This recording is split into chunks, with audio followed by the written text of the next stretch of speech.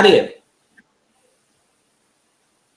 आपके नेटवर्क में कुछ प्रॉब्लम हो रही है बार बार, जी बोल लीजिए अगर आ रहे हैं तो आप तो। हाँ, हाँ, अभी आ रही? हाँ, हाँ आ अभी रही आ है, रही क्या? जी आ रही आ रही आ रही आ रही है।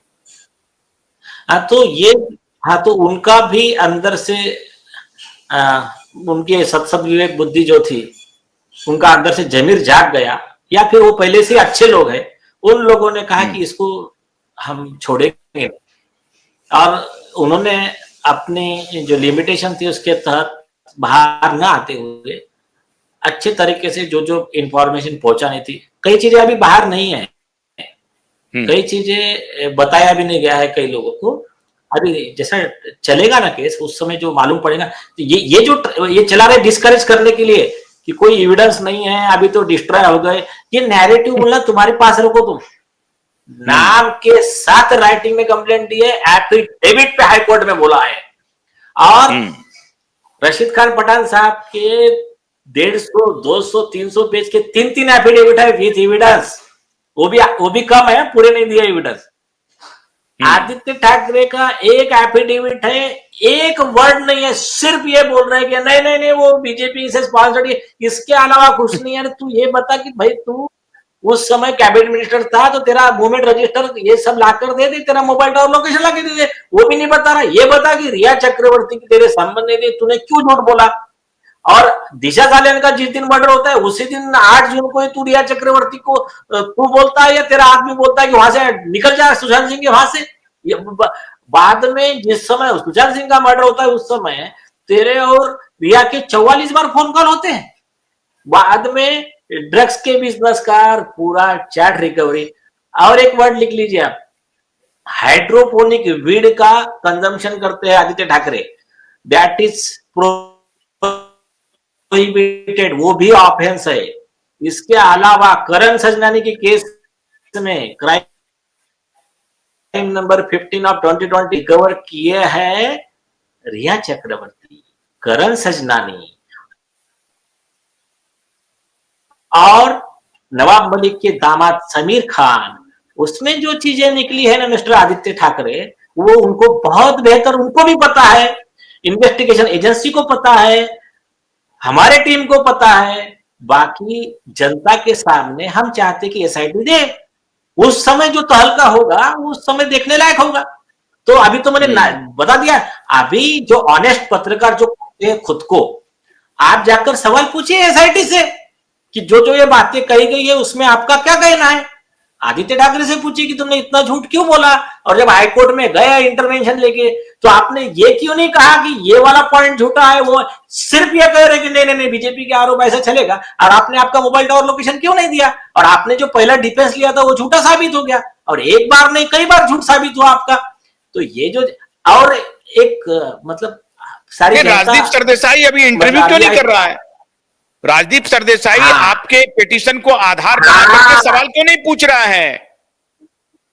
यस यस, और राजदीप सरदेसाई ने जब रिया चक्रवर्ती का इंटरव्यू लिया था तो आरजे रौनक ने बहुत सही पंच मारा था, ना तेरे सवालों में दम था ना उसकी आंखों में कोई गम था। तो ये जो है ना, ये तुम्हारी पंचतंत्र की जो फिल्मी स्टोरी है ना, वो हमको मत बताओ। आप ईमानदार अगर होगे तो आप ये सारे सवालों से पूछो और उसके जवाब देश के सामने लाओ कि ये झूठ तुमने बोला है, तो उसके ऊपर तुमको क्या कहना। राजदीप सरदेसाई ये सारे सवाल पूछे, वैसा राजदीप सरदेसाई तो आरोपी है अपने केस में, इंडिया टुडे ग्रुप आरोपी है इसमें। और आप गौर कीजिए, आप सब बंद हो गए, इनके जो नैरेटिव बिल्डिंग वाले सब थे अभी वो सब बंद हो गए जब से उनके ऊपर केस कर दिया है। अभी टाइम्स ऑफ इंडिया पे प्रकाश बोरी जी के केस में आदर पूनावाला को बचाने के चक्कर में 12 लाख करोड़ रुपए का केस में कोर्ट ने नोटिस निकाला है डिफामेशन कॉम्पेंसेशन का। तो तब से अभी टाइम्स ऑफ इंडिया भी थोड़ा हिसाब में लग रहा है हमको। तो ये जो है, ये सारी चीजें, कई फैक्टर्स है इसमें, मतलब बोलने जाए तो समय कम पड़ जाएगा। तो इसमें एक्चुअली जितना ज्यादा मीडिया ऑनेस्टली काम करेगा उतना जल्दी ये केस सॉल्व होगा। और हम बार बार कह रहे हैं, बहुत एक सवाल मैं पूछ लूं जरा, रिया चक्रवर्ती, सम सचदेव और इसका आपने जिक्र किया आदित्य ठाकरे का, वो कौन सी दवा लेते हैं? करण सचदानी। करण सचदानी, तो ये कौन सी दवा ले रहे हैं, हाँ। इसका क्या पूरा है अभी? क्योंकि इनके जो कॉर्पोरेट बॉयफ्रेंड को ये कह रही हैं कि मैं तो इनोसेंट थी हूं, और आजकल मोटिवेशनल स्पीकर बन गई है रिया चक्रवर्ती। वो लोगों को बताती है, चैप्टर 2 प्रोग्राम कर रही है। चैप्टर 2 मतलब चैप्टर 1 में जो गड़बड़ी हो गई, तो चैप्टर 2 लाइफ को बिगिन करो। अद्भुत चल रहा है इस देश में नाटक। नहीं, सुने सुने, देखिए, आदित्य ठाकरे हाइड्रोपोनिक वीड लेते हैं।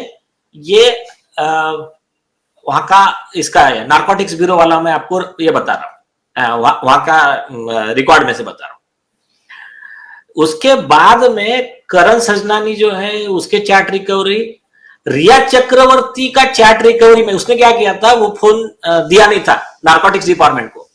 नारकोटिक्स डिपार्टमेंट ने जब उसके यहाँ जब रेड किया और अंदर से जो छुपा के रखा हुआ था वो फोन लिया, उसको फॉरेंसिक में बेच के जो रिकवर किया, उसमें से उसका और आदित्य ठाकरे का जो कन्वर्सेशन निकला है, वो डिपार्टमेंट पब्लिक के सामने कर दे।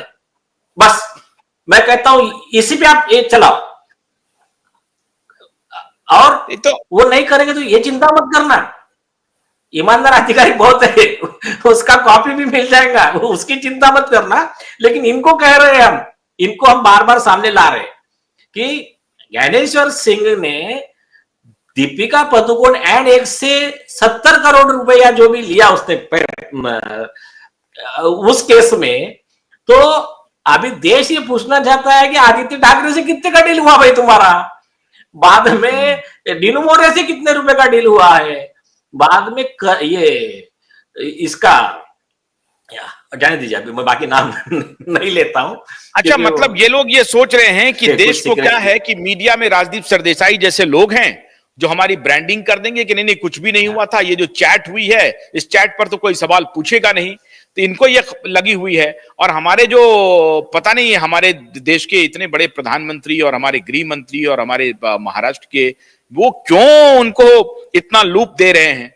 अब भाई फिनिश हो गया ना, उनको पॉलिटिकली भी फायदा नहीं होना है। बाला साहब ठाकरे कोई बहुत दूध के धुले हुए नहीं थे, सबको मालूम है, सिगार पी करके शेर के सवारी करते थे वो। तो ये बात क्यों हो रही है, ये भी मैं अपील कर रहा हूं अपने प्रधानमंत्री जी से और गृह मंत्री जी से कि देश को रूल ऑफ लॉ में भरोसा रहने दीजिए और आप अपना अपना कुछ इकबाल दिखाइए। जी नीलेश जी कुछ कहना चाह रहे हैं? नहीं नहीं, ठीक है। देखिए क्या है, सरकार, देखिए फडणवीस साहब ने केस रीओपन कराया, एसआईटी का इंस्टीट्यूट किया, ये तो मानना पड़ेगा। हाँ मानना पड़ेगा। बीजेपी के और अमित शाह जी के वजह से ही सुशांत सिंह राजपूत का केस टिका रहा, सीबीआई को गया। इवन मोदी जी के इंटरवेंशन की वजह से सुब्रमण्यम स्वामी जो सांसद थे, उनके वजह से सीबीआई ने ऑफिशियल स्टेटमेंट दिया कि we have not ruled out possibility of murder. Sushant Singh case का मर्डर हुआ, ये एंगल हमने रिजेक्ट नहीं किया है, उस पर भी हमारा इन्वेस्टिगेशन चल रहा है। ये स्टेटमेंट सीबीआई को ऑफिशियल देना पड़ा कब? एम्स का duplicate postmortem, bogus postmortem report आने के बाद का स्टेटमेंट है, मतलब वो पोस्टमार्टम रिपोर्ट रिजेक्ट हो चुका है। लेकिन इस पॉइंट पे अभी तो सरकार का जो विषय, लेकिन जैसा चलना चाहिए वैसा नहीं चल रहा है, स्लो पेस में चल रहा है। तो अब इस पॉइंट पे मैं उस पे बाद में आता हूँ, जैसा पहले चला था इसका, वैसा ही सवाल पूछना चालू करो ना, एसआईटी को पूछो, सीबीआई को पूछो।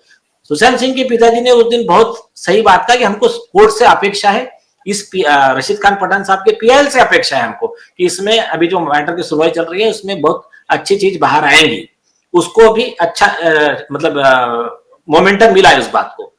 लेकिन उनके सिस्टर ने भी एक बात कहा कि भाई आप इनको पूछ रहे, ठीक है, आप जाकर सीबीआई को पूछो ना, आप जाकर एसआईटी को पूछो। तो ये भी फैक्टर है इसका। तो प्रियंका गांधी क्यों नहीं सवाल पूछ रही है? एक लड़की की मौत हुई है बलात्कार होकर के, प्रियंका गांधी राहुल गांधी क्यों नहीं पूछ? यस, हाँ, ये पॉइंट आपने बिल्कुल सही कहा। मैं तो कहता हूं ये सब लोग ना पत्रकार जाकर राहुल गांधी, प्रियंका गांधी